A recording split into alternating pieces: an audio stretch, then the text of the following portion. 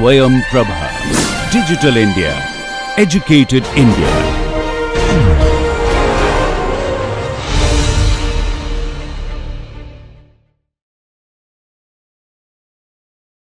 Hello everyone. This session is on histology of some of the structures within the orbit. We'll start with histology of the eyelid. I am Dr. Deepti Shastri, Deputy Dean, Professor of Anatomy, Vinayaka Mission's Kripananda Varya Medical College and Hospitals, and Dean Faculty of Medicine at Vinayaka Mission's Research Foundation, deemed to be University, Salem, Tamil Nadu. And I am the instructor for this session. We will begin with a clinical vignette of a 22-year-old female patient who presents to the ophthalmology clinic complaining of a painless lump on her right lower eyelid that has been progressively growing over the last month. Upon examination, a well-defined, non-tender, meaning painless, firm mass is noted on the lower eyelid. The mass is found to be located on the tarsal plate away from the lid margin. A diagnosis of Chalazion is made. With your knowledge of histology, you need to name the histological structure in the eyelid which is involved in the condition. Hence, the objectives of this session are, by the end of the session, you should be able to describe the histological features of eyelid and explain the applied histology of eyelid. I'll begin with a brief introduction of the eyelid. The upper and lower eyelids are folds of skin which protect the eyeball and keep the cornea moist. Cornea is the transparent membrane over the colored part of the eye, that is iris. You can see the reflection of a window on this cornea. So, the function of upper and lower eyelids is to keep this cornea moist. The eyelid consists from outside to inside of skin, subcutaneous tissue, skeletal muscle, tarsal plate, and palpebral conjunctiva. Let us look at the contents of the eyelid in detail. The eyelid, as mentioned, consists from outside to inside of thin skin. In this histological section of eyelid, you can notice hair follicle, indicating it is hairy skin or thin skin. The next layer is subcutaneous tissue. It consists of loose connective tissue. The third layer is skeletal muscle. In both upper and lower eyelids, the skeletal muscle present is orbicularis oculi. In the upper eyelid, in addition to orbicularis oculi, is the levator palpebrae superioris. The next layer is tarsal plate. The tarsal plate consists of condensed, dense connective tissue. Palpebral conjunctiva lies deep to the tarsal plate. It is lined by stratified squamous, non-keratinized epithelium containing mucus-producing goblet cells. Let us look at the thin skin of the eyelids. The thin skin is made up of epidermis and is lined by stratified squamous, keratinized epithelium. It consists of the same layers as thin skin in the rest of the body, that is, stratum basale, stratum spinosum, stratum granulosum, and stratum corneum. Stratum lucidum is not present in thin skin. The epidermis consists of keratinocytes, which produce keratin, melanocytes, which produce melanin, Langerhans cells, which present antigens, and Merkel cells, which are receptors of touch. Deep to the epidermis is dermis. It consists of connective tissue, and because it is thin skin, it has hair follicles and sebaceous glands opening into them and sweat glands. So, this is the dermis of thin skin, showing hair follicles, sebaceous glands close to the hair follicles, and sweat glands. The subcutaneous tissue has loose connective tissue and is devoid of fat. Skeletal muscle, I have already described it. It is made up of orbicularis oculi in both upper and lower eyelids, and levator palpebrae superioris in addition in the upper eyelid. The tarsal plate consists of condensed dense connective tissue, and it forms the skeleton of eyelid. Like we have long bones forming skeleton of upper and lower limbs, cartilage forming skeleton of the larynx, nose, and the pinna of the ear. In case of eyelid, tarsal plate forms the skeleton, and it is made up of condensed, dense connective tissue. It also has glands, that is Meibomian glands. The palpebral conjunctiva, as I mentioned earlier, is lined by stratified squamous non-keratinized epithelium with mucus secreting goblet cells as well as lamina propria. The eyelid consists of 4 types of glands. The main glands are tarsal glands, which are present in the tarsal plate. These glands are called as Meibomian glands. They are grape-like clusters, and they have small ductules which open into a straight central duct which passes through the entire length of the tarsal plate and opens on the free margin of the eyelid. 20 to 25 sebaceous glands are embedded in the tarsal plate. Meibomian glands are sebaceous glands. They are tubulo-acinar glands with holocrine function.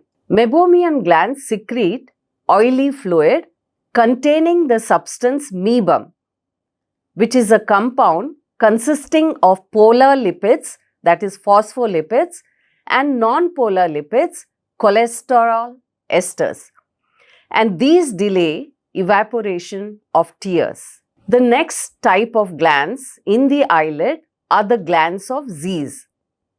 They are modified sebaceous glands which are associated with the roots of eyelashes. The third type of glands are glands of Moll. Glands of Moll are apocrine or modified sweat glands. They are also called as ciliary glands, and they are present near the free margin of the eyelids. The fourth type of glands are glands of Wolfring and glands of Croce. They are accessory lacrimal glands. They secrete lacrimal fluid. They are compound tubulo-alveolar glands, and the glands of Wolfring are present at the inner surface of upper eyelid, while the glands of Croce open in the superior fornix of conjunctiva. The palpebral conjunctiva on the inner surface of upper eyelid is reflected on to the sclera to form bulbar conjunctiva.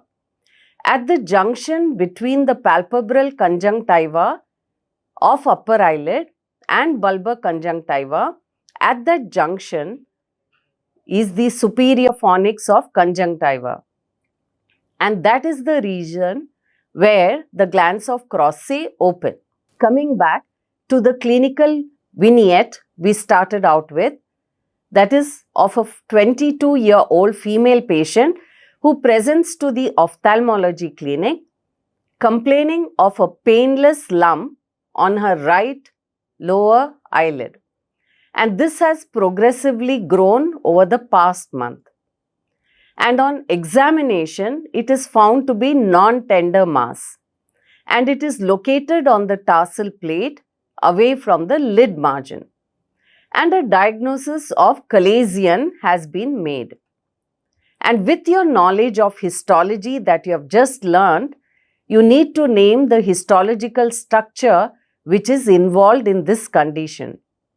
And the answer to it is Meibomian glands. Meibomian glands are tarsal glands present at the tarsal plate. They are away from the lid margin. The glands which are present near the lid margin are the glands of Moll. We'll look at some more applied histology of eyelid. Blepharitis is a term used for inflamed edge of eyelids which result in itchy and flaky eyelids. Xanthelasma are yellow flat patches which are present over the eyelids. They are a sign of high cholesterol. To summarize the histology of eyelid, eyelids are folds of skin which are lined by palpebral conjunctiva. Eyelids consist of skin which consists of epidermis and dermis, subcutaneous tissue which has loose connective tissue and is devoid of fat. Skeletal muscle in the lids are orbicularis oculi. In addition, in the upper eyelid is the levator palpebrae superioris. Deep to skeletal muscle is tarsal plate, which consists of condensed dense connective tissue and Meibomian glands. Meibomian glands are sebaceous glands which secretes a substance called as meibum, which is oily. It is added to the lacrimal fluid and delays the evaporation of tears. Also attached to the tarsal plate in the upper eyelid is a smooth muscle derived from the middle lamella of levator palpebrae superioris called as Muller's muscle. Palpebral conjunctiva is lined by stratified squamous, non-keratinized epithelium containing mucus secreting goblet cells, and it has lamina propria. Applied histology, Chalazion is the inflammation of Meibomian glands.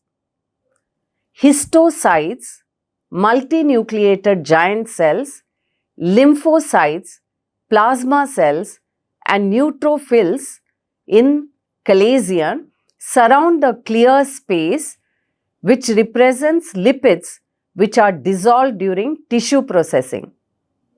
Chalazion is caused by blocked gland, but there is no infection. Stye or alveolum is the term used for bacterial infection of the glands of Z's. We now move on to the histology of lacrimal gland.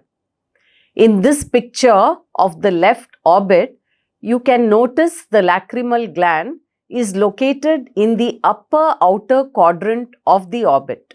We'll begin with a clinical vignette of a 25-year-old female patient who presents to the emergency department with a sudden onset of severe pain in the eye. There is redness and swelling in the upper outer quadrant of her left eye. On examination, her left eye is found to be swollen and she is unable to open her eyelid fully due to pain. She has tenderness upon palpation over the lacrimal gland, which is firm and enlarged. There is excessive tearing and discharge from her affected eye. The patient is diagnosed to have acute dacroadenitis, which is an inflammation of the lacrimal gland. And with your knowledge of histology, you need to explain what type of a gland the lacrimal gland is. The objectives of this session are, by the end of the session, you should be able to describe the histological features of lacrimal gland and explain the applied histology of lacrimal gland. Let me begin with a brief introduction to lacrimal gland. The lacrimal glands are approximately 2 centimeters long. They are almond-shaped glands and they lie in a fossa for the lacrimal gland in the superolateral part of each orbit. Each gland is divided by the levator palpebrae superioris into a superficial part and a deep part, a palpebral part and an orbital part. Accessory lacrimal glands may also be present, and when present, they are in the middle of the eyelids or along the superior fornix of the conjunctiva. Lacrimal glands are exocrine glands. They have ducts, and their ducts open into the superior fornix of the conjunctiva. We'll now move on to the histology of lacrimal gland. The lacrimal gland is covered by a connective tissue capsule, and this capsule sends septa into the gland and divides the gland into several lobes and lobules. The connective tissue septa contains nerves, blood vessels, and adipose cells. The lacrimal gland is a compound tubulo-alveolar gland which is similar to serous salivary glands. It secretes lacrimal fluid which contains the bactericidal enzyme lysozyme. Lacrimal fluid moistens and lubricates the surfaces of conjunctiva and cornea and provides nutrients and dissolved oxygen to the cornea. The cornea is an avascular structure and receives nutrients anteriorly by the lacrimal fluid and posteriorly by the aqueous humor in the anterior chamber of the eye. So, this lacrimal fluid, it provides nutrients and dissolved oxygen to the cornea. The lacrimal gland consists of tubulo-alveolar acini. They have large irregular lumen. The cells of the acini are low columnar and they are eosinophilic. You can contrast it with the serous acini in serous salivary glands like the parotid gland. There, the lumen is regular and the cells of the acini are pyramidal and they have bipolar staining because in the upper part of the pyramidal cells are zymogen granules stained by eosin, and in the basal part of the pyramidal cells are the nuclei which are stained with hematoxylin. Hence, the cells in parotid gland, which is a serous salivary gland, the acinar cells have bipolar staining, while the serous acini in lacrimal glands are low columnar cells and they are eosinophilic. Myoepithelial cells are located within the basal lamina of the acini and they help in ejection of tears. Intralobular ducts are lined by simple cuboidal or simple columnar epithelium and they lie between acini. The larger interlobular ducts are lined by pseudostratified ciliated columnar epithelium or stratified columnar epithelium, and they are located in the interlobular connective tissue. Lacrimal gland, as we have seen, secretes lacrimal fluid. The lacrimal fluid consists of three layers: an inner mucin layer, a middle aqueous layer, and an outer lipid layer.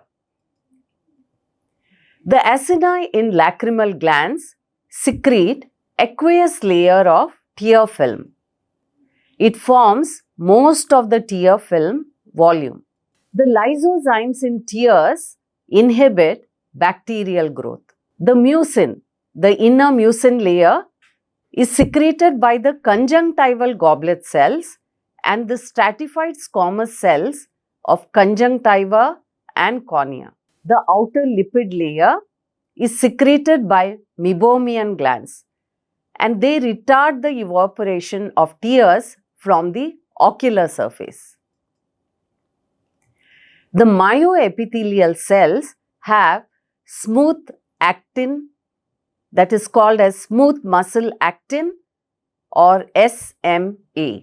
That brings us to the discussion on the clinical vignette we began with for histology of lacrimal gland.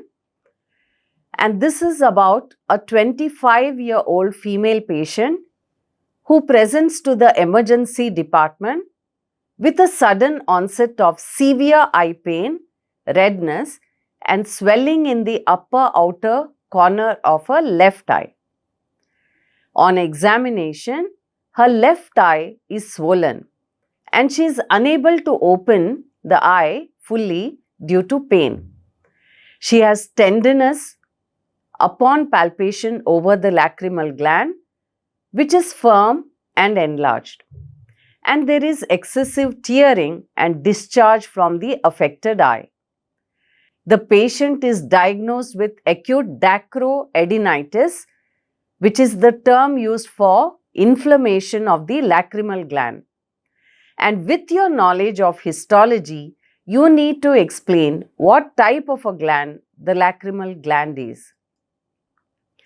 The lacrimal gland is a compound tubulo-alveolar gland and has acini which are lined by low columnar epithelium and are surrounded by myoepithelial cells and have intralobular ducts and interlobular ducts.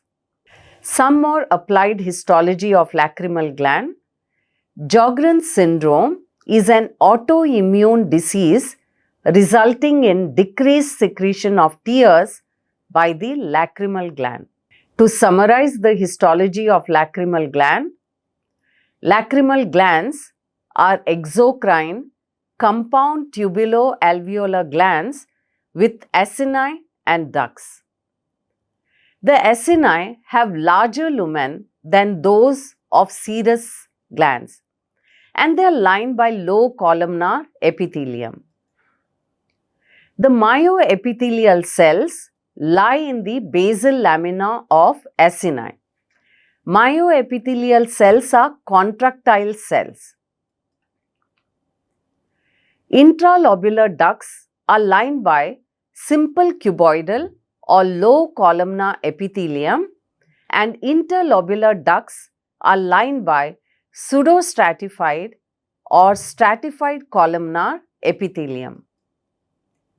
Inflammation of the lacrimal gland is termed as dacroadenitis. We now move on to the histology of optic nerve. You can see the optic nerve attached to the posterior part of the eyeball. We'll begin with a clinical vignette. This is of a 65-year-old male with a history of gradually worsening vision loss who visits his ophthalmologist. He complains of blurred vision in his right eye. On examination, the ophthalmologist observes there is optic nerve atrophy. The ophthalmologist decides to perform a biopsy of optic nerve to confirm the diagnosis. And with your knowledge of histology, you need to describe the normal composition of the optic nerve. And the objectives of this session are, by the end of the session, you should be able to describe the histological features of optic nerve and explain the applied histology of optic nerve. Let me begin with a brief introduction to optic nerve. The optic nerve is the second cranial nerve and it transmits visual impulses from the eyeball to the brain. It is made up of bundles of myelinated axons. It is covered by meninges because it is developed as an extension from the diencephalon. Let us look at the histology of optic nerve. You can refer to this illustration of transverse section of the optic nerve. The optic nerve is made up of myelinated axons of ganglion cells of retina. It also consists of a few supporting glial cells like astrocytes. The myelin in the optic nerve is produced by oligodendrocytes as it is an extension of the central nervous system. The optic nerve does not have endoneurium, perineurium and epineurium like that present in the peripheral nerves. Instead, it is covered by meninges, dura mater, arachnoid mater and pia mater, and it has subdural and subarachnoid spaces. Please notice the transverse section of optic nerve. You can notice the dura mater externally. Deep to it is arachnoid mater and deep to it is pia mater. The space between dura mater and arachnoid mater is the subdural space, and between the arachnoid mater and pia mater is subarachnoid space which contains CSF, cerebrospinal fluid. Also present within the optic nerve are the central artery of retina and central vein of retina. The pia mater surrounding the optic nerve sends septae into the optic nerve that divides the optic nerve into fascicles. And in each fascicle, a number of myelinated axons are present. In the center of the intra-orbital part of the optic nerve are the central artery of retina and central vein of retina. Applied histology of optic nerve. The optic nerve damage results in irreversible damage as the nerve fibers have limited regenerative capabilities. Optic neuritis is an inflammation of the optic nerve. Raised intracranial pressure can cause loss of vision due to pressure around the optic nerve because the nerve is surrounded by subarachnoid space containing CSF. That brings us to the clinical vignette related to optic nerve. We had seen that a 65-year-old male with a history of gradually worsening vision loss visits his ophthalmologist. He complains of blurred vision in his right eye. On examination, the ophthalmologist observes there is optic nerve atrophy. The ophthalmologist decides to perform a biopsy of the optic nerve to confirm the diagnosis. And with your knowledge of histology, you need to describe the normal composition of optic nerve.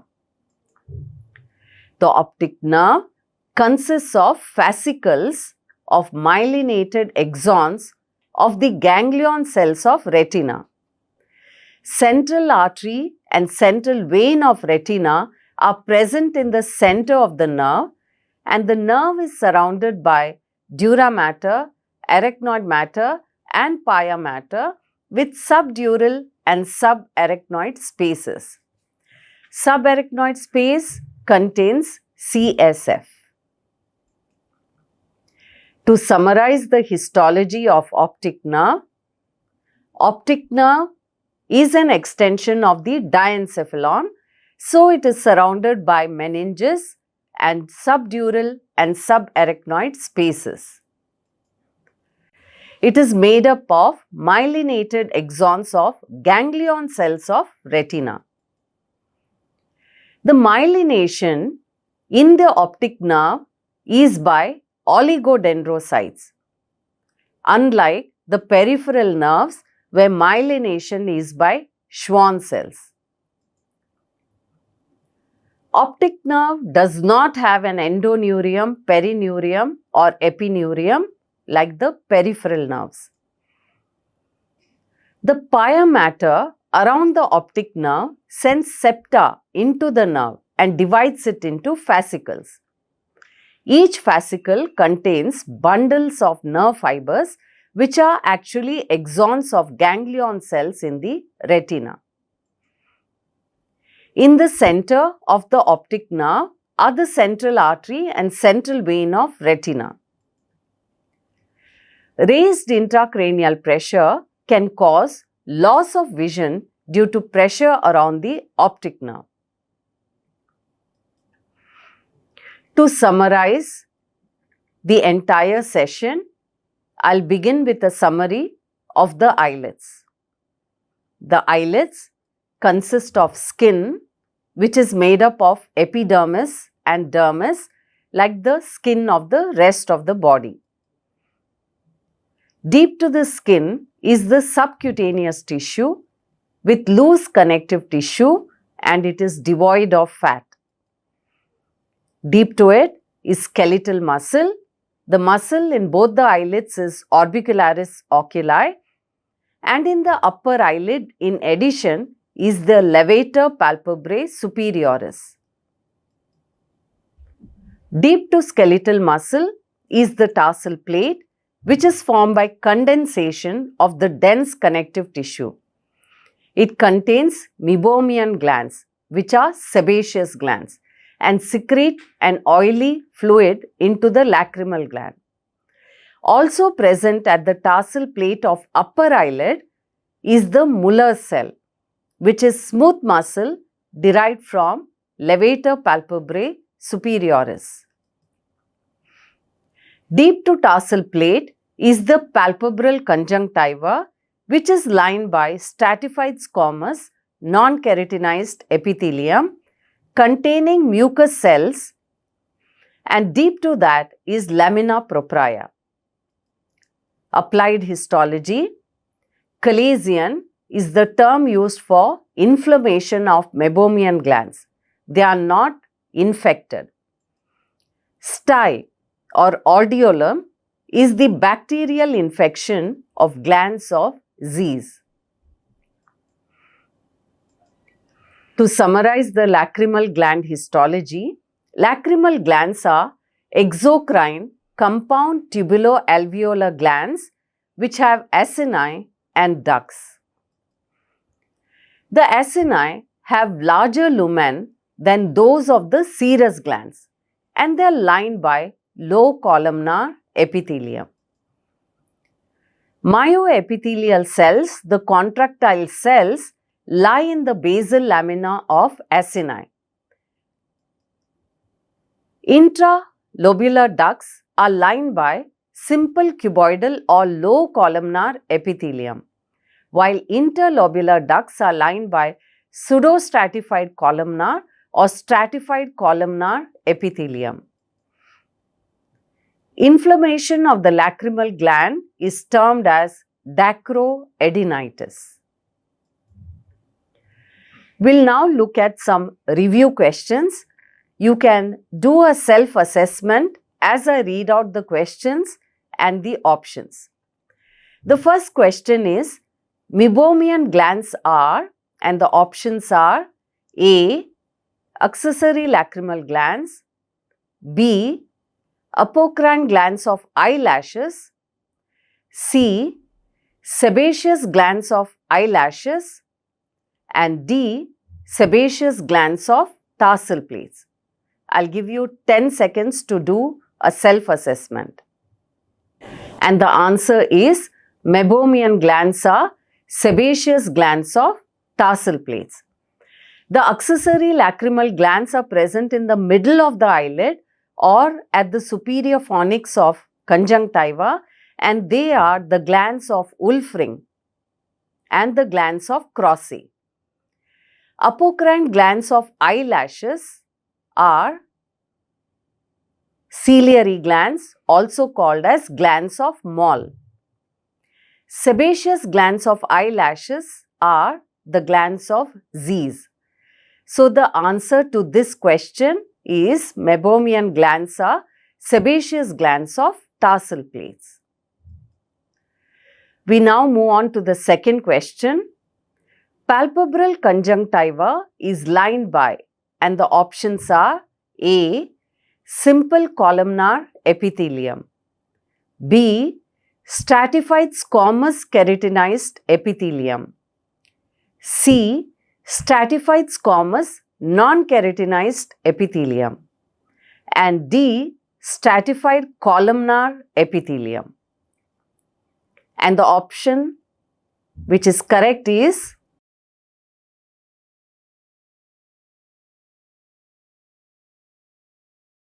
C. Stratified squamous non-keratinized epithelium. We get all these epithelium in the orbit in the histology that you studied just now. Simple columnar epithelium lines the tubulo-alveolar acini in the lacrimal glands. Stratified squamous keratinized epithelium lines the skin, which is the outermost layer of the eyelid. Pseudostratified columnar epithelium lines the interlobular ducts in the lacrimal gland. While the answer to this question, palpebral conjunctiva is lined by, is stratified squamous non-keratinized epithelium. We now move on to the third question. The cells surrounding the tubulo-alveolar acini in the lacrimal gland are, and the options are A. Myofibroblasts, B. Serous demulunes, C. Myoepithelial cells, and D. Satellite cells. And the correct option is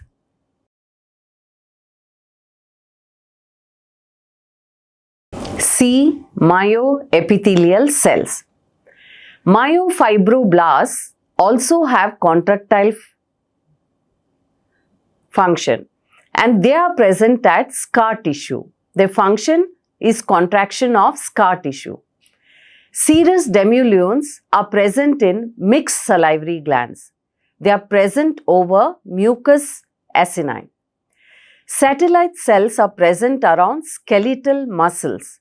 They are satellite cells or they are stem cells which help in regeneration of skeletal muscles.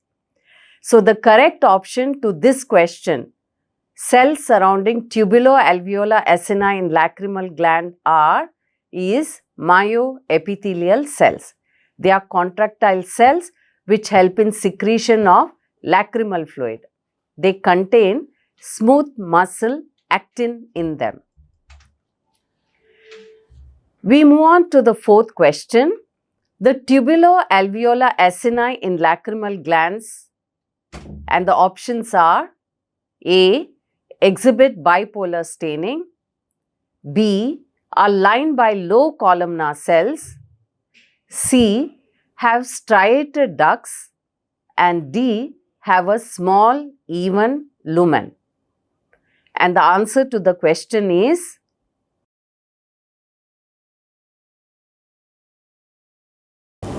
they are lined by low columnar cells.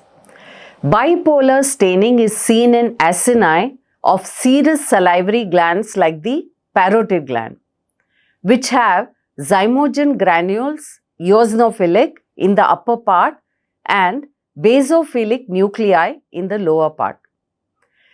The cells in the lacrimal glands are predominantly eosinophilic.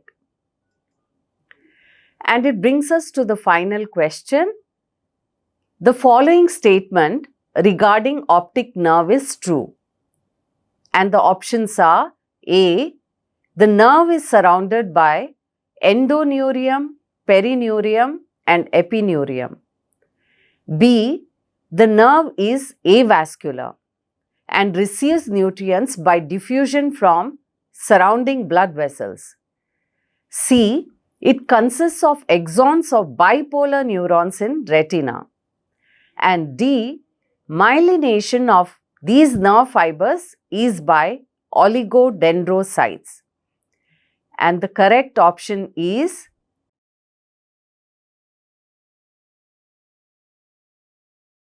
D, myelination of nerve fibers is by oligodendrocytes, because the optic nerve is an extension of the diencephalon. Optic nerve does not have endoneurium, perineurium and epineurium. The nerve is vascular. It has central artery and vein of the retina, and it consists of axons from ganglion neurons, ganglionic cells of the retina. And this brings us to the end of the topic. Thank you.